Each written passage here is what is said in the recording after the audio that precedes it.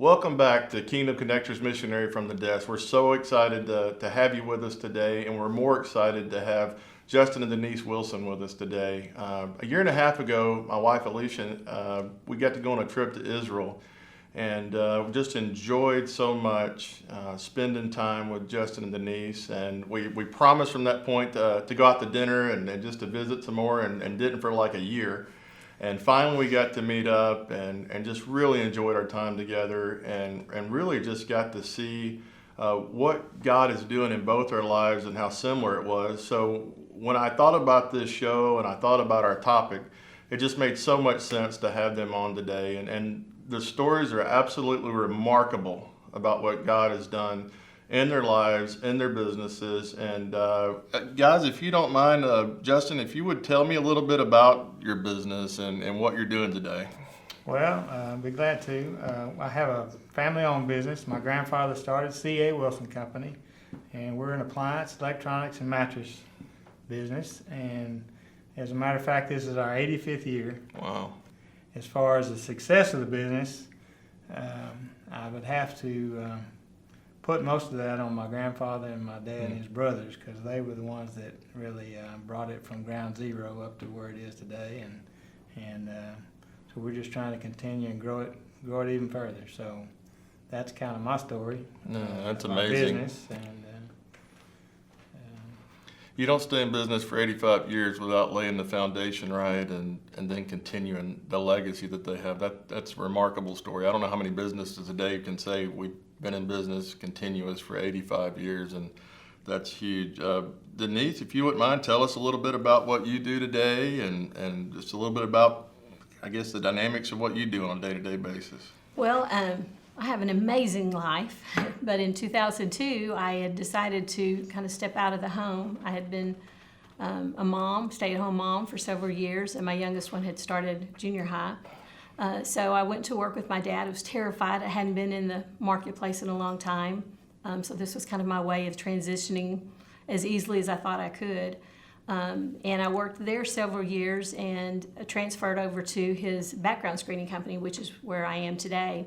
And in 2012, he had told me that he was about ready to retire and would like to find someone to buy the business. And we're very specialized being in background screening. And so I just began to pray that the right person would come along, even though in my heart I really wanted the business, but I trusted that, that if this was what was supposed to happen, then this was the best route. So anyway, about a month later, I got a phone call from a gentleman, and he started asking some questions like particular to like acquisition type questions. And I just point blank asked him if that's what he was asking about, but he wouldn't answer, and basically just wanted me to pass the message on to the owner.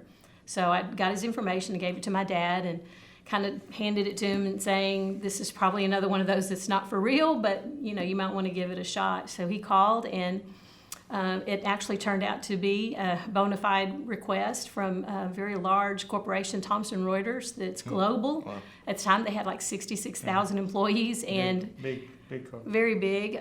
They wanted our company for their legal department. So we went through the process, and were actually bought out in August of 2012. And at first, my first thought was that I was excited to think this was kind of my opportunity to venture off into something else. I had enjoyed working for my dad and had basically run it like it had been my own, but thought this might be an opportunity to get into actual ministry work, get on the ground somewhere. But when they talked to us and it was settled, they asked me to stay on by contract for 2 more years. And honestly, I cried at first because I just thought, I don't want to be in a corporation. This was not my dream. This isn't something that I wanted to do, but I felt like this was what God was doing. And so 2012, my dad bought the business. They bought the business from my dad for $5 million. We ran the business, and at the end of the 2 years after my contract was up, I just didn't have a peace about leaving. And so I stayed on and continued to work the business and enjoyed what I was doing. In 2016, our boss came to us and said that our business no longer fit the business model. and that they were either going to try to find a buyer, close it down, or sell it to us. So we walked out of that office just with our mouths dropped, not sure exactly what the future was going to be. And I had spent all of that following day just in my room praying and asking God to show me what to do, because I just didn't know what that next step would look like. And I just didn't get an answer. And because my mom was heading out of town the next day, I thought, well, I'm just going to get up. We're going to go do something fun. And as soon as I got up from my quiet place spot and gone to the bathroom, the Lord said, it's going to be okay.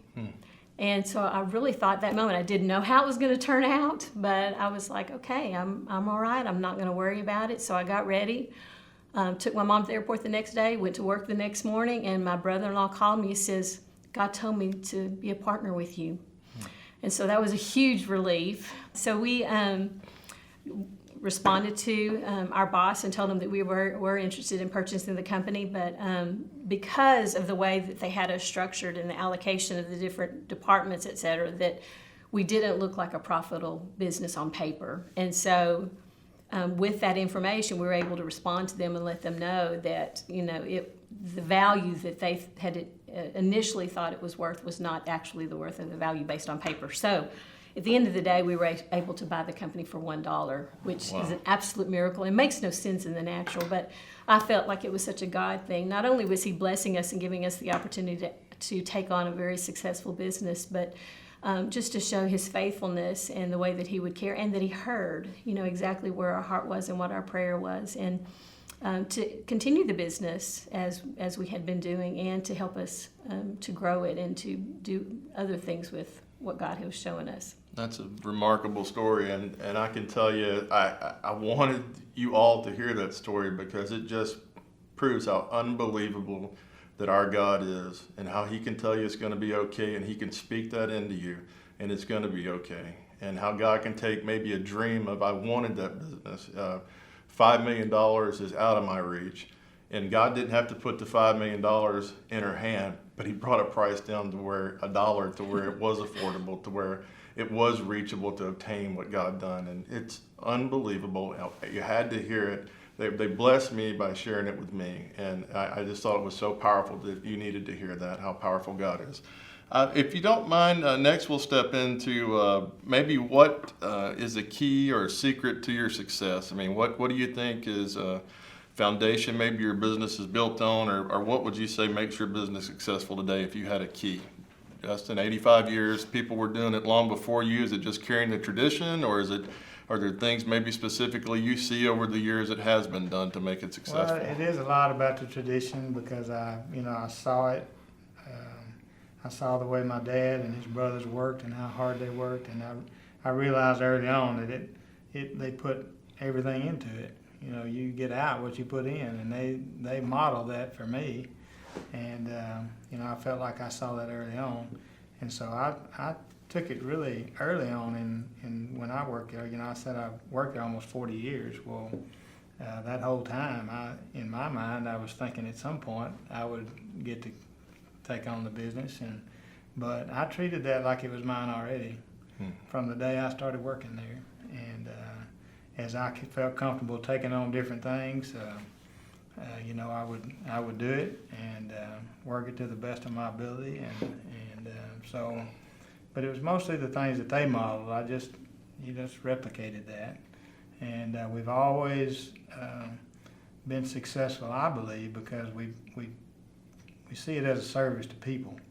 So, we love people, and we wouldn't be anywhere near where we are without the customers that we've had through all these years. And my dad's always said that if you look at our customer database, it's the who's who of Ellis County. Right. And I'm not saying that in a bragging way. It's just saying that everybody who was anybody traded with us through all these years. And so it was because of the way my dad and his brothers treated those people, and it was important to them to do things with integrity and the utmost character. And my uncle, who was one of the brothers, died last year, and when I went to his funeral, you just heard person after person after person that said those very things, what he represented to them in their church and in the business world, and so I really think God's blessed that because that's the way they've always done their business. And, family businesses are difficult. Yeah. And they, obviously, 4 brothers are not going to agree from day to day, but they could always go in and hash it out, and the next morning when they got to work, they were just like everything was perfect. Yeah, I think it is amazing how really if we found our business or our life structure off of just, I tell people at work sometimes, just do the right thing, no matter what the cost, and it won't cost you anything. Yeah. And if you always keep that in the back of your mind, to me, that's the one thing that I've always done. It may cost you something today, but there's such a financial gain for it over the next 5, 10, Yeah, if 15 you're looking years. long term, And you got to look not- long term. You yeah. can't look transactional at how you run your business. Sure. I guess, Denise, if you, what do you think the secret, I guess, to the success of your business is today? Probably a lot of the same things he mentioned, I guess, Right. when you look into a good business. But For sure, yeah, and my dad was a great businessman, is a great businessman. I actually spend every Thursday with him as my mentor. We have lunch together, so yeah, he's a great businessman. He's so creative, and a lot of those things, he was always instilling in me to be creative, think outside the box, try to diversify, making sure that we're utilizing the tools that we have.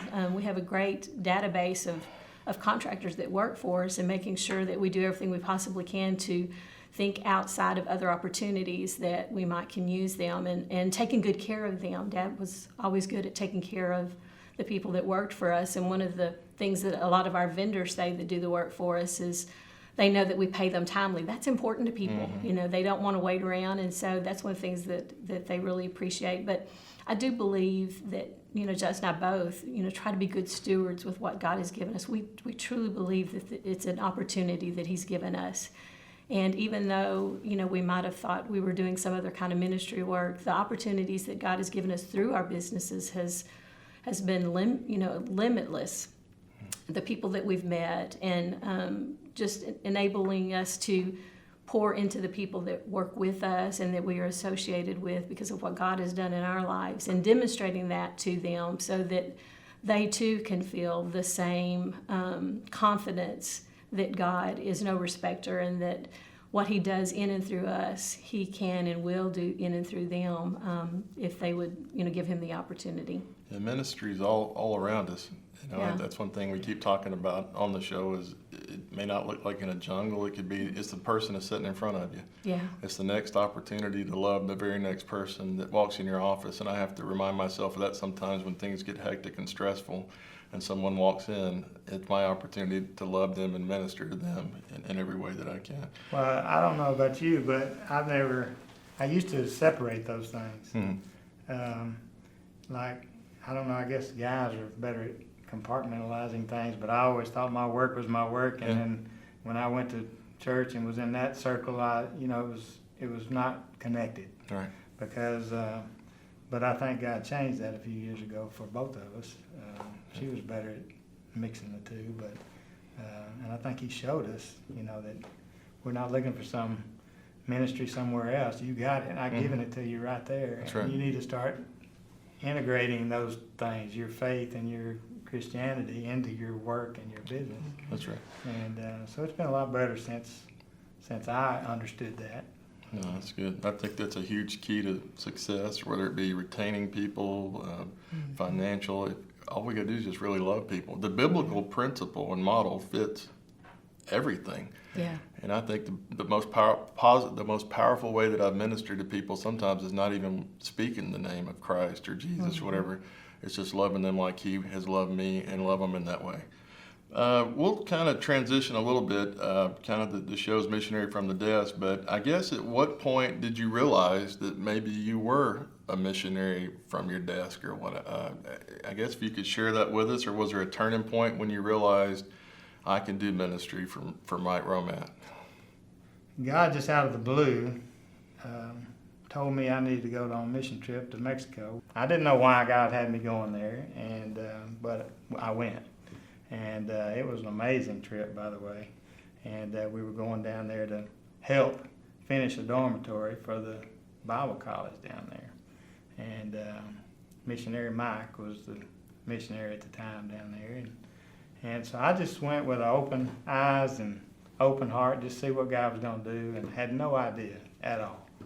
And so we worked and built for the whole week and got to spend time with the people down there. And it just, I mean, you know, because you've been to in the Yucatan a million times, but, you know, that trip, every time you go down there, it's a move of God, you know, and it's more, it is to you, or you feel like it is, than it is to the people that are actually getting the benefit. But while I was there, we were looking to see what was left in the project. And so I just asked it one moment before we left, I asked Missionary Mike, what would it take to finish this project? And he said, well, about $40,000. And so I didn't say anything at the time, but I knew pretty quickly that God was telling me to pay the $40,000. And that was, I mean, we've been tithers all our lives, ever since we've been married, faithful tithers. But that was a number that was way, way, way above anything That would be the we'd biggest ever tithe done. we've ever done. So that would have been the biggest gift we'd ever done. But I really felt strongly, and the more I prayed about it, and then, of course, I was telling Denise about it. I can't remember if I called you about it or if I told you when I got home. But I said, that, you know, you need to be sitting down because I think God's telling me to do something, but I need to get your feedback on it, you know. And so I told her what I thought, and she was very quick. That's the good thing about her is she's a believer and knows that if God tells us something, we need to do it, and He'll provide it. And anyway, she said, well, if you feel like God's telling you, then I think we should do it. So I went to trying to find out how I was supposed to do it, you know. But anyway, so we gave that gift that weekend, or right the week after I got back. And so the exciting part was seeing that God was telling us to do something different. And, you know, I felt like that was the first real big step of faith that we took. And so it wasn't long after that, about a year, that I felt like God was doing something within us. And my son and I went to a business summit in Colorado, and it was a Christian deal. And they were trying to show us a way to have a passive income enough to cover our expenses so that we could start working towards giving everything else away. I'd never heard that concept before, but I love the idea. And, you know, everybody talks about retiring, and I think he told us both that we're not retiring. There's no retirement. I like to watch TV ministry, so I feel like God has really shown me a lot of things when I'm listening to various teachers, weighing it, you know, checking it with my spirit, and I just happened to be watching this teaching on TV, and the evangelist was on TV, stopped his prayer, and he said, Denise, you're supposed to be a money missionary. And I'm just thinking, that's not a very common name. Do you think he was talking to me? Is that not crazy or what? And so I really just, you know, it really checked with my spirit. And I was like, you know, that is so far from where I ever dreamed I would be. A money missionary didn't even seem like something God would describe me, because I've always had a heart for ministry. I've always done the things that were available to me. Teaching, vacation Bible school. I was just always trying to be in the middle of those things. And at some point I thought I might actually go to a ministry field. But that was because I felt like the resources that I had was my energy, you know, the creativity, the gifts that God had given me, and time. I felt like those were resources that I had, but money was never a resource that I felt we had an abundance of. We were faithful in giving, but to go extravagant or above and beyond was not a concept. And so when I heard that, I was just like, oh my gosh. And so I found where the whole show was going to be on at a later time, and I was like, Justin, you got to hear this, because I don't know if he's really talking to me or not. But being a name like Denise is just not one of those common names, and so it wasn't like saying, I don't know, Jane or, you know, Susan or, you know, a more common name. So anyway, we actually found it, and I said, okay, wait, look. And I mean, they played it again. He said, wait a minute. Denise, you're going to be a money missionary again. Yeah. Anyway, it excited me. And I know, you know, he might have been talking to a bunch of Denises out there. It might not have been just me, but I received it and believed that it was a message for me. And so from that point on, I felt like the resources that God was putting before us were resources that we were going to be able to put into the kingdom. And I was very excited because it was like an additional resource I felt like God was entrusting us with, because we were able to utilize the others that that God had given Well, us. let And me be clear. It was a word straight from God, and we both believe that. So once we started speaking that out and believing for that, things just started happening. Things started coming to us, and you know, you hear it a lot that you can't outgive God. Mhm. You hear it, but you don't always see it and Yeah. don't live it. But I'm telling you that you can outgive Him, and it's so much fun. Yeah. We've had so much fun since that started happening, because God's been connecting us with different people and showing us different ministries and stuff to get connected with, and we're having so much fun with it, and God's just pouring the resources into us and giving us more stuff to do. And you know, it's just been a lot of fun. It's just brought a new excitement about life to think that you know, we're doing it right here. Yeah. We're doing it from our own businesses. He's pouring resources into our, because I think he's beginning to trust us. So you know, I think God's got to trust you. So He knows what our hearts are, and we speak it out every day. You know, so that's the fun part about it. And think y'all that's what touched we on like so many- other people to Yeah. see. Oh no, I love it, and I think that there's so many things you touched on that's so valuable for everyone to hear. But there is a joy in giving. There's such a joy in seeing the recipient of the gift and, Sure. and seeing what God does. And then something you said too, when God spoke that to you, there wasn't a hesitation on her part. I can tell you, my wife has heard some of the craziest, most outlandish ideas you could ever imagine, that I come home and I'm thinking God's telling me to do this. And not one time has she ever really hesitated and said, no, that's crazy. And I just feel like when that happens and we're united together, that it's just almost an affirmation that this is God. And it's just incredible, the stories that you're sharing. And you know, money missionaries may be a little bit, you know, hard for someone to hear. But I can tell you, if we really look at it from a kingdom perspective, it's all God's. None of it's ours. And that's just really a way of saying that we're using what God's already gifted us, and we're going to use it to honor Him and His kingdom and really what He's called us to do. And there's a great commission call in being money missionaries and what we do with our resources. Thank you so much for joining us today. Thank you guys so much for sitting down with me and sharing with everyone so many miraculous stories of what God's done in their lives. And they're going to be joining us for another episode, and we hope that you'll come back and visit with us and spend time with us. And you're really going to, if you enjoyed this, you're really going to enjoy the next one. And I just want to bring what God's done in their lives and just bring honor to it, because it's such an amazing testimony of what God can do on so many different levels. Thank you so much. God bless, and be successful and make a difference for God.